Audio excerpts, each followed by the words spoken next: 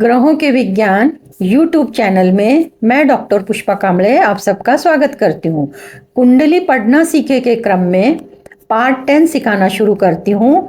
आज के पार्ट में चंद्रमा के बारे में सीखेंगे। चंद्रमा से किन किन चीज़ों का विचार करते हैं, बीमारियाँ, रिश्ते और भौतिक वस्तुएं, और किसी की भी कुंडली में चंद्रमा पीड़ित है उसमें कौन कौन से योग बन रहे हैं, इन सब के बारे में चंद्रमा से सीखेंगे।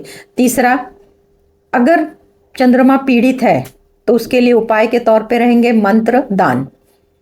जो लोग पहली बार ये वीडियो देख रहे हैं वे लोगों ने पार्ट 1 से लेके पार्ट 9 तक देखना जरूरी है, तो आज का पार्ट समझने में आसानी होगी। शुरू करते हैं पार्ट 10। चार्ट द्वारा समझते हैं, चलते हैं चार्ट पर। चंद्रमा स्वराशि, तो जब चंद्रमा कर्क राशि में होता है तो वो स्वराशि का होता है। चंद्रमा वृषभ राशि में होता है तब वो उच्च राशि का होता है। चंद्रमा नीच राशि में होता है तब वो वृश्चिक राशि का होता है, यानी कि चंद्रमा नीच का कहलाता है। और चंद्रमा का देवता है शिव। और चंद्रमा शुक्ल पक्ष की पंचमी से कृष्ण पक्ष की पंचमी तक बलवान होता है। तो ये कैसे जानेंगे कि भाई ये बलवान है कमजोर है, तो ये आप पंचांग में देखकर जान सकते हैं। षडबल में चंद्रमा को चौथे स्थान में दिग्बल प्राप्त होता है। तो चौथा स्थान कुंडली से बताते हैं, आपको समझने की कोशिश करें। कुंडली में ये चौथा स्थान है। यहाँ पे अंक कोई सा भी लिखे, अंक को राशि बोलते हैं, पहला दूसरा तीसरा। चौथे स्थान में अगर चंद्रमा है तो उसको दिग्बल प्राप्त होता है षडबल में। चंद्रमा से किन किन चीजों का विचार किया जाता है, तो वो इस प्रकार। औषधि के बारे में, अगर कोई औषधि जानना चाहता है, औषधि इस्तेमाल करना चाहता है, कोई बीमारी है, औषधि के बारे में आपकी कुंडली में चंद्रमा देखना चाहिए। मनोरुग्ण, मनोदशा, लेफ्ट आई, माता के संबंध कैसे हैं, अच्छे हैं, माता का सुख है नहीं है, चंद्रमा से देखेंगे। मौसी का सुख चंद्रमा से, बचपन कैसा है या बचपन कैसा था, चंद्रमा से देखते हैं। दैनिक घटना, रोज के रोज जो जो घटना घटती है उसको चंद्रमा से देखते हैं, जैसे दैनिक राशिफल भी चंद्रमा से ही बताया जाता है। स्वाद में नमकीन है, रिश्ते में जो लोग उम्र में बड़े हैं उन लोगों का आकर्षण है या नहीं, ये चंद्रमा से देखा जाता है। रिश्ते में जो लोग बड़े हैं उनका आकर्षण है या नहीं, चंद्रमा से देखा जाता है। दूध डेयरी जैसे व्यवसाय चंद्रमा से। कल्पना शक्ति कैसी है, चंद्रमा से। महिलाओं के मासिक धर्म, गुप्त रोग संबंधी इलाज, छाती से संबंधित रोगों का इलाज, सर्दी, ये सब रोग है या नहीं है, अगर इनमें तकलीफ है, इलाज हो रहा है, तो ये सब चंद्रमा से देखा जाता है। सिंचन विभाग जल से संबंधित है, चंद्रमा से देखते हैं। जूस के व्यवसाय, नर्स बनने के प्रशिक्षण, चंद्रमा से। किसी की कुंडली में अगर ये योग है तो उनको बता सकते हैं कि भाई आप नर्स बन सकते हैं, आपके कुंडली में चंद्रमा इस जगह पे इस स्थिति में है तो आपको नर्स बनने के योग है। आयात निर्यात के व्यवसाय में लाभ हानि है क्या नहीं, ये भी चंद्रमा से बताया जाता है। श्वास रोग, गला, छाती के रोग, टीबी, उच्च रक्तदाब, पागलपन, डिप्रेशन, फेफड़े संबंधी रोग, स्मरण शक्ति अच्छी या कमजोर, ये सब चंद्रमा से ही देखा जाता है। जहाज, बंदरगाह, चंद्रमा मन का कारक है, तो सुगंध, रोग, पांडित्य, जो लोग पूजा पाठ करवाते हैं उन्हें पांडित्य कहते हैं, तो ये योग है क्या नहीं, ये चंद्रमा से देखे जाते हैं। आलस, मिर्गी, फीट की तकलीफ है या नहीं, छाती में दर्द है, मानसिक भाव प्रसन्न या दुख, या हमेशा आप उदास दिखाई देते हैं, आप हमेशा प्रसन्न दिखाई देते हैं, तो ये चंद्रमा के कारण होता है। दूसरा, नेक्स्ट पाँच, नींद को भी चंद्रमा से देखा जाता है। कोई बहुत सो लेते हैं, किसी को नींद नहीं आती तो उसे निद्रा नाश की बीमारी भी कहा जाता है, वो भी चंद्रमा से देखते हैं। स्त्री सुख, स्त्री से सुख है या नहीं, चंद्रमा से। प्रसन्नता, हमेशा खुश रहने के योग है नहीं है, चंद्रमा से देखे जाते हैं। चांदी धातु, जलीय पदार्थ, यात्रा, कुआं, तालाब, मांसपेशियां, श्वेत रंग, सफेद रंग, शीतल, शांत। स्थूल देह, कांसा धातु, नमक, माता, मोती, क्षय रोग, शरद ऋतु, ऋतु में शरद ऋतु चंद्रमा की। मुख क्रांति, यानी कि आपके चेहरे के जो भाव है वो प्रसन्न है, दुखी है। शहद, दही, हंसी मजाक बहुत लोग ज्यादा करते हैं, कोई करते ही नहीं है, ऐसे लोग का चंद्रमा देखा जाता है। सुख दुख, कवि, कॉमेडियन, अगर आप कवि बनना चाहते हैं, आप कवि हैं, कॉमेडियन बनना चाहते हैं, तो आपका चंद्रमा देखना पड़ेगा। आपकी कुंडली में इस तरह चंद्रमा का उपयोग होता है। शीघ्र गतिशील, चंद्रमा तेज गति से चलते हैं। विद्वान, व्यवसाय, चंद्र वैश्य वर्ण से है। खाना पीना, दूर देश यात्रा, रक्त, जलीय जीव। जलीय जीव में कौन कौन आते हैं? मछली, कछुआ, खेकड़ा। ये इनका विचार चंद्रमा से होता है। नरम मुलायम वस्त्र, जैसे रेशमी वस्त्र हैं और भी कई प्रकार के वस्त्र हैं जो कि एकदम नरम मुलायम होते हैं, वो चंद्रमा के अधीन आते हैं। चरित्र संबंधी, चरित्र कैसा है ये भी चंद्रमा से देखा जाता है। चंचलता, वनस्पति, पितृ का संबंध, जो पूर्वज जो मृत हुए हैं उन्हें पितृ देखते हैं, वो भी चंद्रमा से ही देखते हैं। श्रृंगार, सौंदर्य, व्यक्ति की हाइट, हाँ व्यक्ति की हाइट चंद्रमा से ही देखी जाती है कि भाई ये कितने हाइट में है। और अगर उनकी हाइट कम है तो चंद्रमा और लग्न को देखते हैं। चंद्र का लग्न से संबंध होता है तो व्यक्ति की हाइट कम होती है, यानी कि चंद्रमा का संबंध लग्न या लग्न के लग्नेश के साथ हो तो। चंद्रमा से संबंधित सूत्र के अनुसार कुंडली में चंद्रमा से गोचर का गुरु भ्रमण करता है, तो इसको चार्ट की मदद से समझते हैं। पहला सूत्र, चंद्रमा से संबंधित सूत्र के अनुसार जन्म कुंडली में चंद्रमा से गोचर का गुरु भ्रमण करता है तब जातक को धन मिलता है। तो इसी सूत्र को कुंडली में देखते हैं। तो इस कुंडली में मिथुन राशि में चंद्र है और अभी गोचर का गुरु 1 नंबर में है। जब ये 3 नंबर में आएगा तो इस जातक को धन का लाभ मिलेगा। दूसरी कुंडली में वृश्चिक राशि में इधर पे चंद्र है और गोचर का गुरु दूर है, 1 नंबर में है। यहाँ से जब वो घूम के आएगा तब इनको धन का लाभ मिलेगा।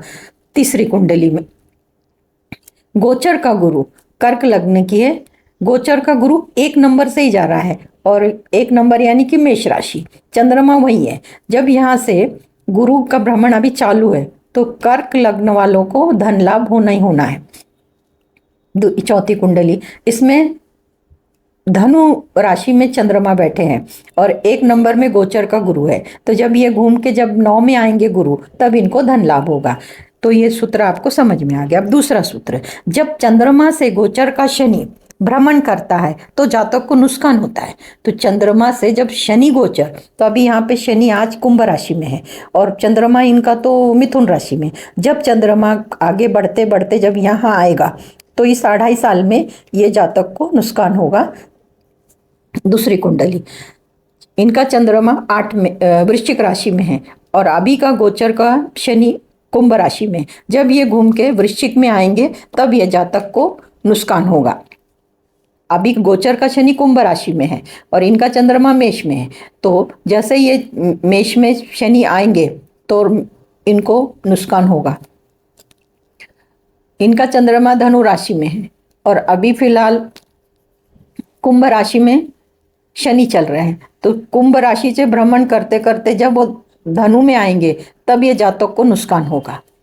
अब तीसरा सूत्र, जब चंद्रमा से गोचर का मंगल जाता है तब बल में वृद्धि होती है। तो अभी इधर चंद्रमा 3 नंबर में, अब गोचर का जो मंगल है वो भी 3 नंबर में है अभी फिलहाल मंगल, और तो इनको बल में वृद्धि अवश्य होने वाली है। इनका चंद्रमा वृश्चिक में है और अभी गोचर का मंगल मिथुन में है। तो जब वो भ्रमण करते हुए वृश्चिक में आएंगे तब इनको बल वृद्धि होगी। इनका चंद्रमा मेष राशि में है, अभी मिथुन राशि में मंगल भ्रमण कर रहे हैं। वो घूमते हुए जब पूरा भ्रमण करके मेष में आएंगे तब इनको बल में वृद्धि मिलेगी।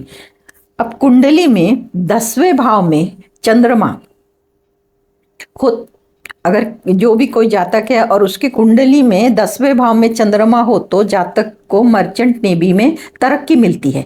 तो इस कुंडली में 10वें भाग में चंद्रमा है नहीं, ये 10वां भाग है। 1 2 3 4 5 6 7 8 9 10, इस तरह ये 10वां। इधर भी चंद्रमा नहीं, हाँ इधर चंद्रमा है, इधर चंद्रमा है। तो ये जातक को मर्चेंट नेवी में तरक्की भी मिलेगी और ये यहाँ पे करियर वाइज अच्छा अपनी प्रसिद्धि पा सकते हैं। यहाँ देखा तो यहाँ चंद्रमा नहीं है, यानी कि ये सूत्र से आपको समझ में आ गया कि 10वें घर में अगर चंद्रमा है तो आपको फायदा होने वाला है।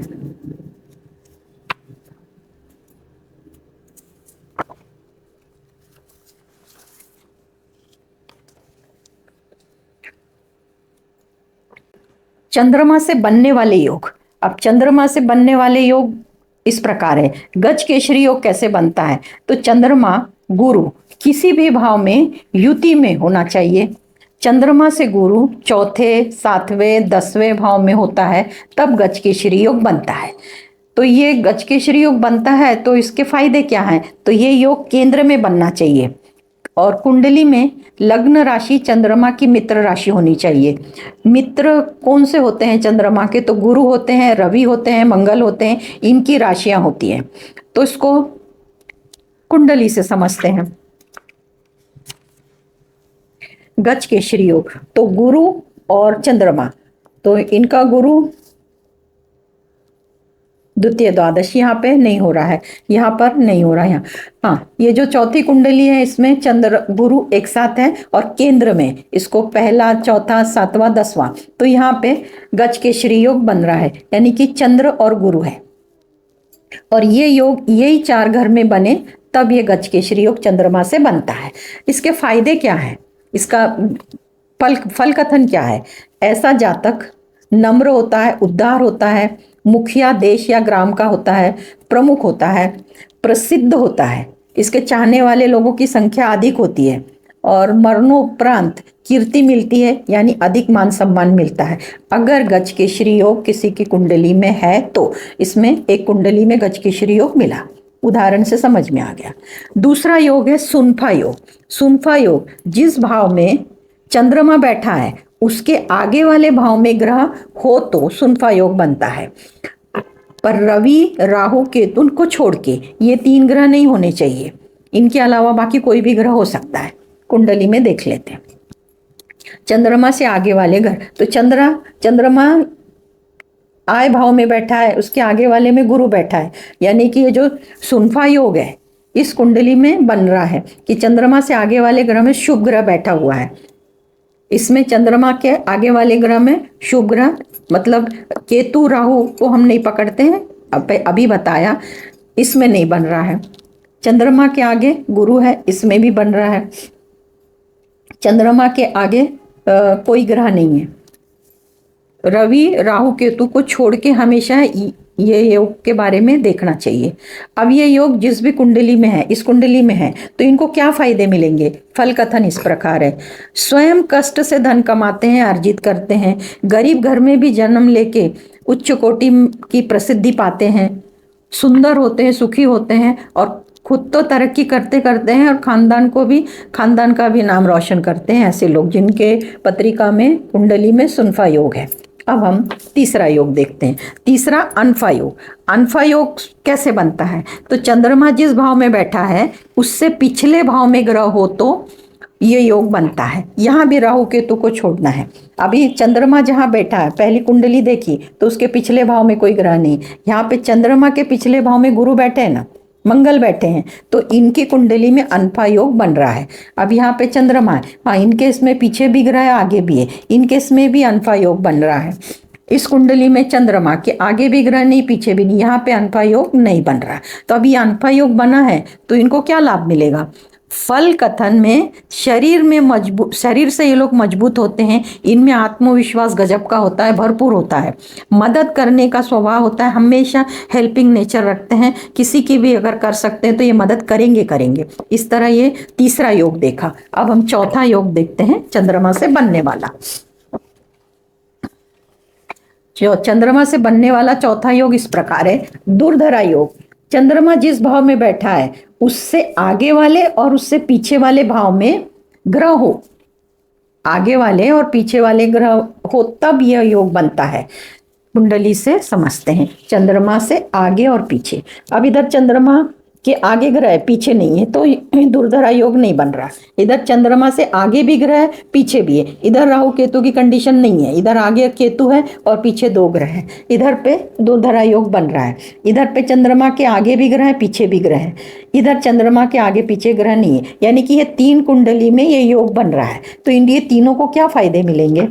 तो फायदे फल कथन में मन पर नियंत्रण होता है, ऐसे लोग संयमी होते हैं, नियमों का पालन करने वाले होते हैं, हमेशा सुखी समाधानी रहने वाले लोग होते हैं। इस योग का ये फायदा है।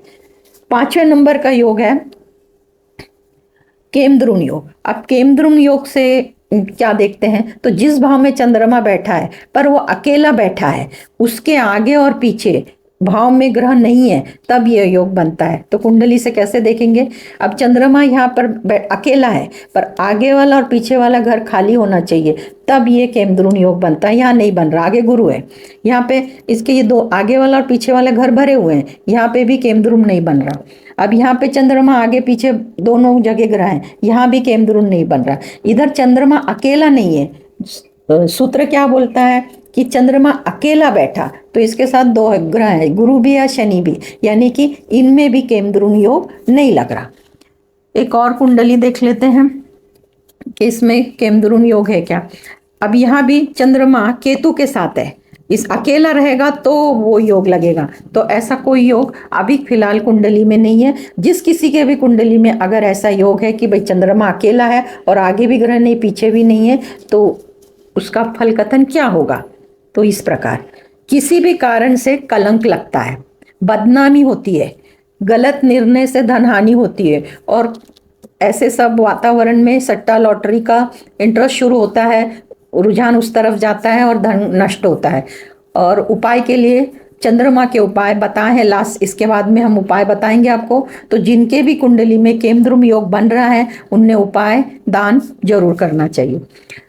छठवां योग है चंद्रमंगल। चंद्रमंगल युति या चंद्रमंगल एक दूसरे को सातवें दृष्टि से देखे तो ये वाला योग बनता है। किसी भी भाव में चंद्रमंगल युति यानी कि चंद्र और मंगल, तो यहाँ मंगल अलग है चंद्र अलग है, इधर चंद्र मंगल अलग है, चंद्र मंगल अलग है, इधर भी चंद्र मंगल अलग है। तो ये चंद्र मंगल एक तो एक साथ युति में हो या चंद्र मंगल एक दूसरे को सातवें दृष्टि से देखना चाहिए। तो अब इधर पे चंद्र है तो मंगल सातवें घर में नहीं है, इधर चंद्र है तो इधर मंगल होना चाहिए, इधर चंद्र है तो इधर मंगल नहीं है, इधर चंद्र है तो इधर मंगल नहीं है। हाँ, इस कुंडली में आपको इधर चंद्र है तो इधर मंगल है, तो यानी कि चंद्र मंगल को सातवीं दृष्टि से देख रहा है, मंगल चंद्र को सातवीं दृष्टि से देख रहा है। तो ऐसी स्थिति में फल कथन क्या होता है, गलत तरीके से धन कमाया जाता है, माता बहन के लिए ये योग अच्छा नहीं है। जिनकी कुंडली में ये योग बनता है उनकी माता को और बहन को कष्ट होता है, योग अच्छा नहीं होता। आखिरी समय में, जातक के आखिरी समय में गरीबी होती है और उसको दुखों का सामना करना पड़ता है। इसलिए चंद्र मंगल का ऐसा योग बन रहा है तो उसके लिए चंद्रमा के मंत्र और दान का उपाय जरूर करें। सातवां आदि योग। आदि योग कैसे बनता है, तो चंद्रमा जिस भाव में बैठा है उससे छठवें सातवें 12वें भाव में शुभ ग्रह स्थित होने चाहिए। शुभ ग्रह में कौन आता है, गुरु शुक्र बुध। अब चंद्रमा तो स्वयं है, तो गुरु शुक्र बुध हम चंद्रमा से देखेंगे कि छठवें भाव में है, सातवें में है या 12वें में। तो पहले कुंडली देख, तो चंद्रमा जहाँ बैठे हैं वहां से हम छठवां भाव 1 2 3 4 5 6 छठवें भाव में कौन बैठा है, तो बुध है, बुध शुभ ग्रह में। तो ये जो आदि योग है इस कुंडली में बन रहा है। चंद्रमा से 1 7 7 8 9 10 11 12 12वें घर में 12वें भाव में भी शुभ ग्रह, तो इसके 12वें भाव में गुरु है, तो इस कुंडली में भी आदि योग बन रहा है। चंद्रमा से 1 2 3 4 5 6 6वें भाव में बुध है, यहाँ भी 6वें भाव में बुध है, यहाँ भी आदि योग बन रहा है। अब यहाँ चंद्रमा से 1 2 3 4 5 6 6वें भाग में मंगल अशुभ है, 7वें में नहीं है और 12वें में भी नहीं है। इस कुंडली में ये वाला योग नहीं बन रहा। आपकी समझ में आ गया। अब ये योग बन रहा है तो इसके क्या फायदे हैं, तो ये बहुत अच्छा योग है, सभी प्रकार के सुख मिलते हैं, जातक लंबे समय तक विश्वास पात्र रहता है। अगर किसी को ईमानदारी से वो मदद कर रहा है, ईमानदारी कर रहा है, तो वो लंबे समय तक जीवन के अंत समय तक वो विश्वास पात्र बना रहता है और इसकी लंबी उम्र होती है, इनको दीर्घ आयु का लाभ मिलता है। तो इस प्रकार सातों योग जो चंद्रमा से बने उनको कुंडली के आधार से समझा के तो बताया। पर अगर कुंडली में चंद्रमा से अशुभ योग बन रहे हैं, तो जिनके भी कुंडली में अशुभ योग बन रहे हैं तो दिए गए मंत्र का जाप करें, दान करें।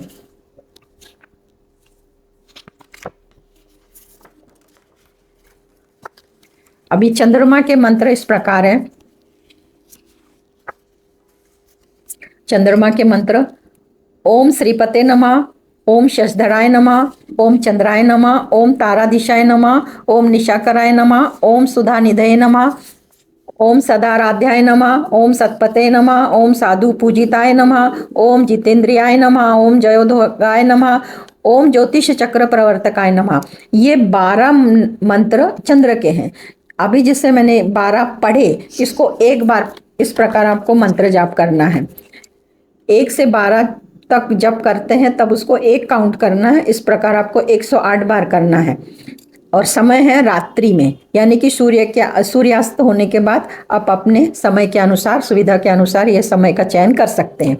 चंद्रमा की महादशा है, अंतरदशा है, बुरा वक्त चल रहा है, तो आपको ये प्रयोग जरूर करना है। और दान के लिए आपको दान में चीनी, चावल, आटे की गोली सोमवार के दिन पीपल के वृक्ष के नीचे डालना है, छोड़ना है। तो वहाँ के कीटक, जीव जंतु खाएंगे तो आपको इस पीड़ा से मुक्तता मिलेगी। आज के लिए इतना ही। धन्यवाद।